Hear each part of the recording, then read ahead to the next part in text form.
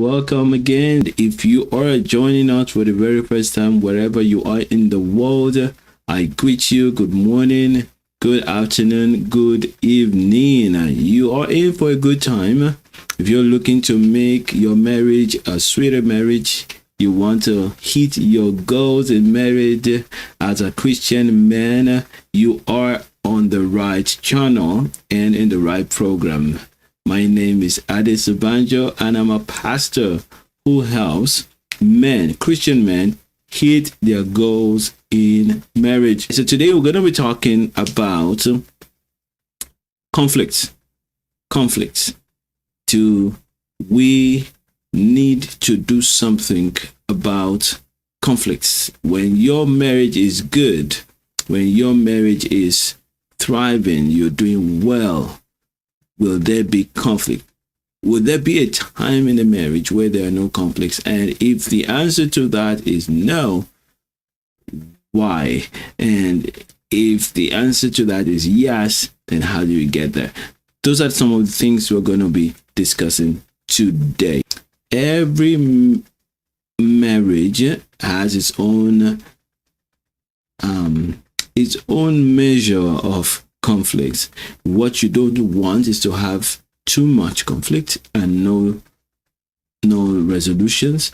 But it is impossible for two people who are not exactly the same to see everything the same way and make every decision the same way.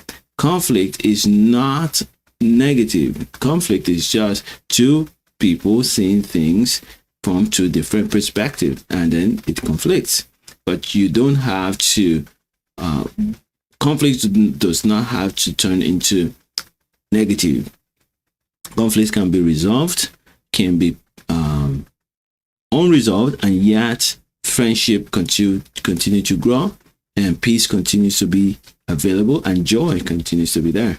So this is important because a lot of people have the wrong idea that if we are doing well, then we're not going to have diverging opinions about things. No, that's not correct. I found out about this in my own experience, but more interestingly from John Gottman.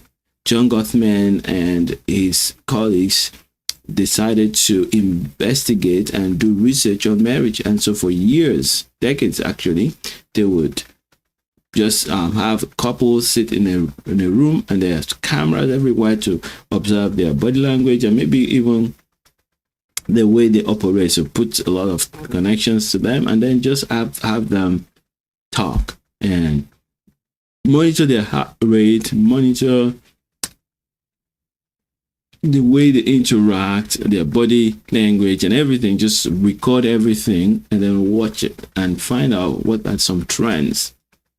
And when I first heard about this, the one thing that really stood out for me was that friendship was a big part of what made marriages last.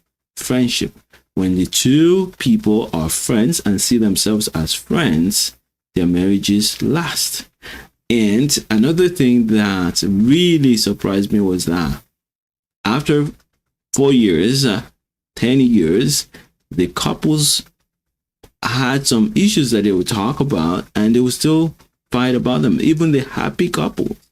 So in reading his book, The 7 Principles for Making Marriage Work. It's a good book. I recommend it. You can get a copy of it and read it and listen to it and do the exercises in it. It will bless you a lot. Now, he said something there that I would like to drop here, and I hope it would help you. And which is that some disputes or challenges or conflicts in a marriage, in a happy marriage, are unreconcilable. In fact, he said more than 60% of these conflicts are unreconcilable. In other words, they will always be there.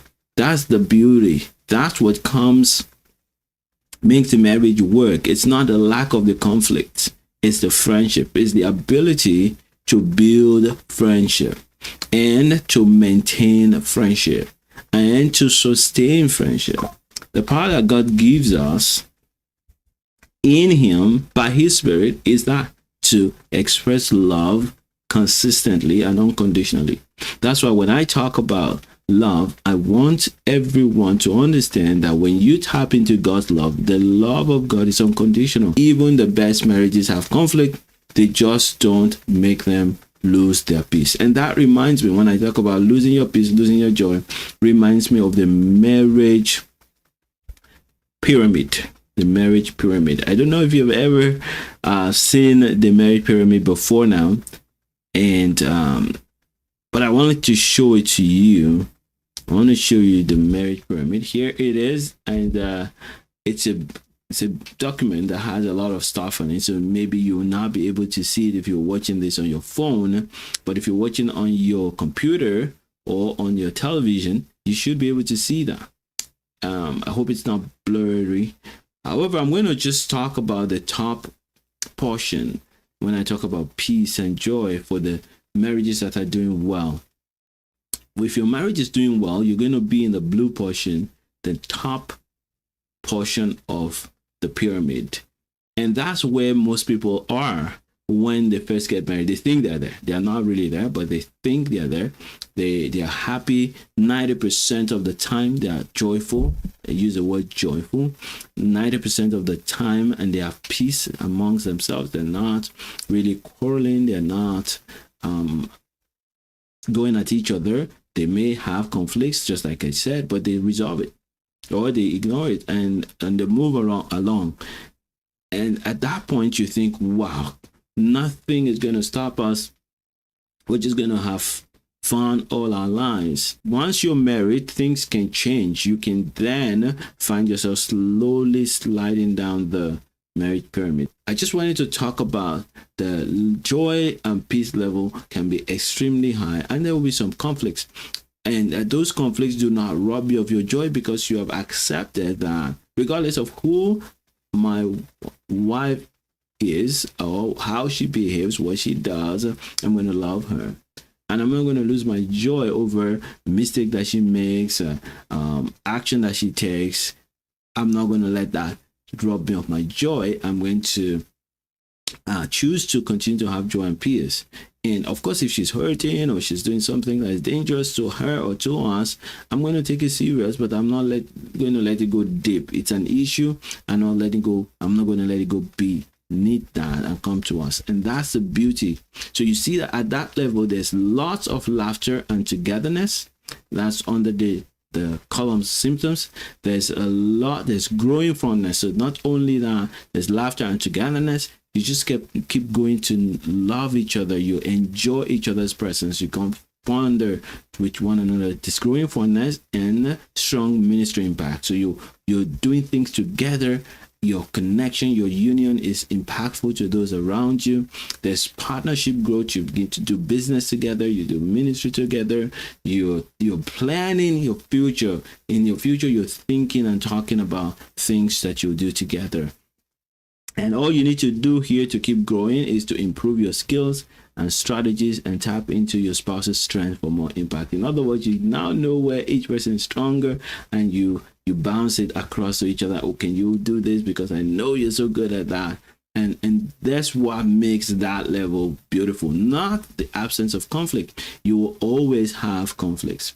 I will try to share this next time, but today I just wanted to show you that. I would like to refer you to Matthew chapter 7 verse 12. Therefore, whatever you want men to do to you, do also to them, for this is the law and prophets. I love this scripture, and I like to use it as the foundation for every discussion I have in marriage, because once you choose and you've moved beyond trying to change your wife, and you've made up your mind that I'm going to have a great marriage and I'm going to do whatever the Lord would like me to do, this is where you begin to know what to do. Whatever you want to be done to you, and not the action, but the motive and the result. So if you want to feel loved, then you're going to try to make your wife feel loved. If you want to be respected, you're going to make her feel respected, and things like that. You want your wife to stand with you to grow in the things of the Spirit, you're going to do that.